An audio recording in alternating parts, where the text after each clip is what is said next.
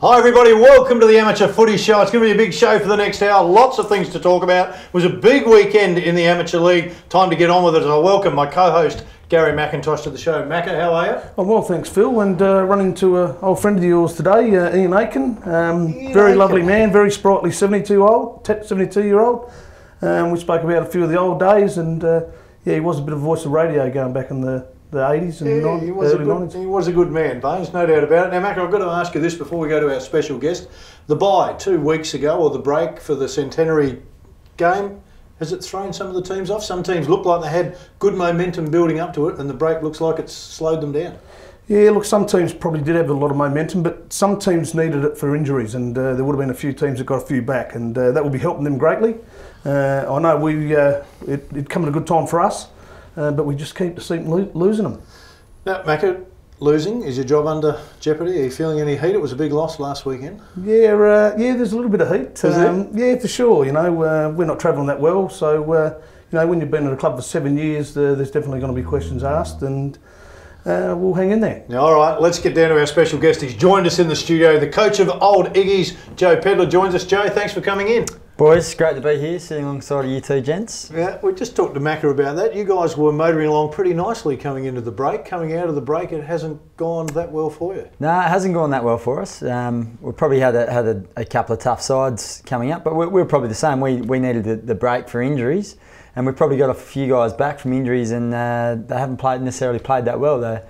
The guys that I've dropped may have been a little bit better the last few weeks, so yeah. You probably, I think it's all right to get players back. I think it's actually getting the game time into them, and that's where you've got to be a little bit patient with them, I suppose. And you know, that's probably what you're looking for at the moment, is a few of them blokes just to get up to speed again. Yeah, it is, and I think that building momentum is what you refer to, and that's where you get the guys that are on the park and they're training and got game time into them. Their form comes quite easily, whereas they had 2 or 3 weeks off and you expect them to be back in good form straight away. It's a bit hard for them. All right, the availability of some of your big name players, because some of them, like a Josh Carr, for example, he's got radio commitments, he's there and then he's not there. Some of the other big names, how frustrating has that been for you? Well, I suppose the good thing is that Josh Carr missed a lot of his games early, whereas now he's only going to miss 1 or 2 games in the second half of the season. So that works out well. If it was the other way around, it may be a little bit frustrating. We've probably got a few ageing stars or ex-stars that are probably going to struggle a little bit in the second half of the year. So if we can keep injury free, we're going to be dangerous come finals time. Obviously we're going to make finals, but come finals time, you know, if we can get in there and get everyone on the park, we'll be dangerous. Well, one of the things about Amateur League, we talk about it with Macca and the other coaches, recruiting players, it's normally pretty tricky. Josh Willoughby's an outstanding pickup for you guys. How did you convince a player like Josh to come and play for Old Iggy's? Josh Willoughby went to Sacred Heart, so there's a lot of pressure on him to go to Shocks, but the great thing we had up our sleeve is behind every man there's a great woman, and his partner is a former vice captain, Abby Warhurst, and her dad Tom Warhurst is a former club coach. Josh is also working in the family business Joggers World, so he knew that as soon as he left the Bays, he'd have to come play for us. So Big Tommy put the squeeze on him, did he? Big Tommy puts a squeeze on quite a few people and did in his day, and Josh is no different. So good man, that was actually quite easy. I didn't have to do too much hard work there at all. All the work was done for me. Sorry, Phil, just talking about your top end of your players with, you know, obviously Carlo Calabrese, who's getting a bit long in the tooth as well, and Josh, Big Whitey, Whiteman, all them players, very good players in their day, and still very good players now in this competition. Your bottom end, your young, you know, your bottom 6. How do you view them compared? Is that where your weakness is in your side, you reckon? Yeah, I think coming from Div 3 to Div 2, that the big thing we've noticed is the intensity and speed, and that's something where you get a guy like you've got Calabrese, Whiteman, myself, Steve White. You know, you can get a kick, but you can't keep up with the young guys. So that's the big thing that we're noticing at the next level. You got to get a team like Ross Trevor, full of young 20-year-olds. You know, we just can't keep up with them at the moment, so we've got to modify our game style to suit. Our bottom 6 have struggled, and they really did struggle in the first 4 games, and then they got used to it and away we went. But that's the key, that's the difference. Your bottom 10 players win or lose your games, definitely. All right, you talk about that, Joe. You're playing and coaching, so that's a really tough assignment. How have you found that? Harder work than I thought it would be, to be honest. Luckily, I got 2 great assistant coaches, Julian Waite and Ant Sheehan, 2 Port Magpies boys. And they've been fantastic on the sidelines for me.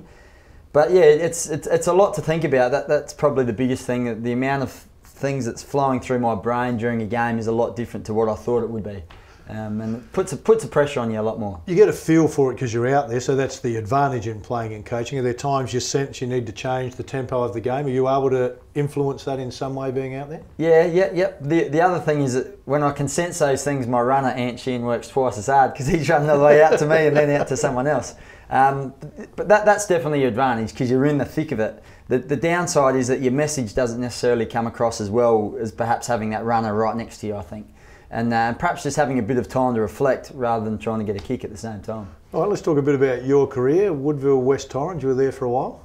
Yeah, I was there for 10 years. Yep, I'd played my juniors. I come from the Eyre Peninsula, came across and played my juniors at the Magpies. And then had a year at Port Districts before going to the Eagles. So I was there for the 10 years at the Eagles. So yeah, great times. Yeah, 122 games. You played a fair few reserves games and you were under the tutelage of the great Ronnie Fuller, who's I know is a very hard-nosed character. Has your style of footy been influenced by him mainly? You'd love to say no, but I've played every game under Ron Fuller, so it definitely is. You know, that there's so much of the things that I say that I think, gee, that's exactly what Ron would have said. That's a little bit boring, but yeah, it's about, he was very, very clear with what he wanted, and he was very simple in his approach, and I certainly think that I've kind of adapted into that mould, you know, without knowing it, I suppose. So when you adapt into that mode, but you're playing as well. So let's look at training on a Tuesday, Thursday night. Are you in every drill, or do you take a step back sometimes so you can see how that's working? Yeah. Especially when you're struggling to breathe. Yeah, that's right. I'm going to step back and have a look at this. Yeah, the tough ones I do. I do a bit of both. So sometimes I just have to sit out of a drill, particularly if it's a new drill and it's not working. If it's one of those ones where we've done 3, 4, 5 times before and everyone knows what's going on, I'd join in. So I probably have trained the least amount that I would have in my footy career this year, just because I do that, you know, sit back, look, see what's happening. Now, I'm going to go far left here for an incident that happened a fair while ago when you made your way to the tribunal for a bum pinch on one of the Gowans boys. One of them, they didn't smile at you when you did it. That's the first thing I want to ask. And did they help you get off? They helped me get off. Yeah, I better be careful where I say that. But I got reported on video. So it was only because a number of people who watched the game. It was the second semi-final against Central Districts at Footy Park, Amy Stadium, and it was only on the video. I was a bit of a larrikin when I played and still am, and I knew the Gowans boys pretty well. We're on the bottom of a pack, and I would normally niggle them and get into them, and we have a bit of a joke, and I gave them a bit of a bum pinch on the reverse video angle, and they put it on the big screen, and everyone kept asking me about it that night, and I'm like, what are you talking about? Anyway, Monday I got a phone call from the SAAFL, said I'd been reported on video.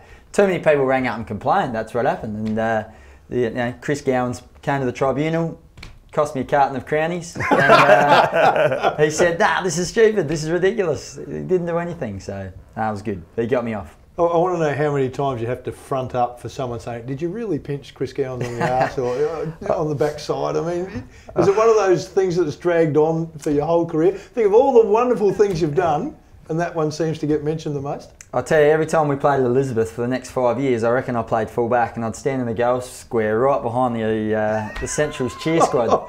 You reckon they didn't have a long memory? Well, I'll tell you what. Everyone else kind of seemed to forget about it except for those guys out there. So now, a bit of fun and games now. We have a bit of a laugh about it when we see the Gowans boys. So. Walkies last week, beaten by Walkies, and you got over us by 3 points the week before that.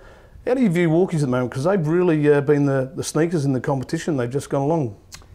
Yeah, we played Walkerville early in the season, and they're a totally different side. I was really surprised at how much they've improved.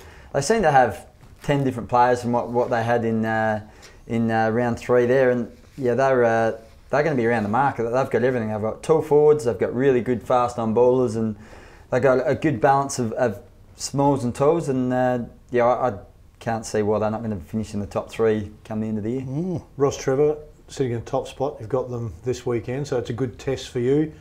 Are they the best team right now that you've seen? Apart from Payneham. Yep. Payneham Norwood Union. Yeah. No, you climbed over the other week. Yep. Yes, no, from what I've seen in the first round, they are head and shoulders the best side in the competition.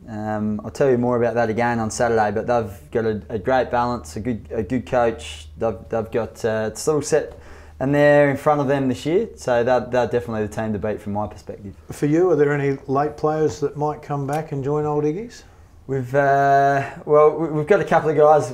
It's funny with the old scholar sides. We've lost 3 guys overseas, and there's a chance that if we could get 1 or 2 of them plus a couple of other smokies back, but not enough. Not enough. Still.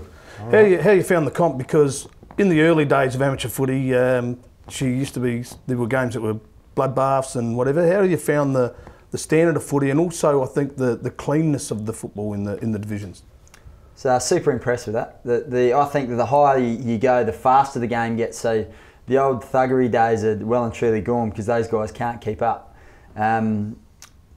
Really impressed with the difference from Div 3 to Div 2 in regards to its physicality. So much faster, bigger bodies. It's a lot harder work than Div 3. And I imagine it would be harder again to Div 1, but super impressed with the quality of the football that's played every week. From a coach's standpoint, going up from Div 3 to Div 2, you've talked about the speed, the physicality. So obviously the training has to change a little bit. What's been the biggest change that you thought you've had to bring in at training to compensate for those changes in Div 2? I just think we had to get a little bit more professional in the way we went about the little things like training and preparing ourselves for a game. That's what I've tried to bring. I think you've just got to be a whole lot more prepared. You've got to be fitter and stronger and faster and ready to go. I think every little team tactic makes a difference. We've lost 3 or 4 games this year by less than 10 points.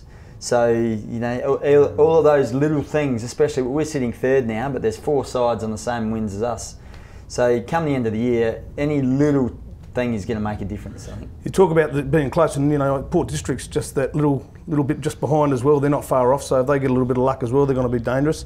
You recently married. How has that impact on your life? Because there is a fair bit of time given to footy, and how does the bride see that? Yeah, that's something I discussed before at the start of the year. Obviously, coaching. I didn't realise how much time coaching would be. You could sit there and you could put an infinite amount of time into coaching, as you guys well know. So that probably surprised me. So I've had to try and manage that a little bit better. Luckily, Amateur League has the June long weekend, so I was able to plan my honeymoon either side of that. So that helped. Halfway through the year, I got a good little breakaway with the wife, and and Keely's happy with everything. So yeah, it's definitely a bit more of a juggling act. Well, you can tell you're newly married because you discussed it. Wait till you've been there a bit longer and then you'll just be told. So, Joe, we really appreciate you coming in. Big game against Ross Trevor. Hope you can get the win, but it's time for us to have a look at the West End Lucky Player of the Week. And the lucky player, of course, wins that carton of West End beer. Time for us to go to a break. Stay with us. Still lots to come on Grassroots Footy.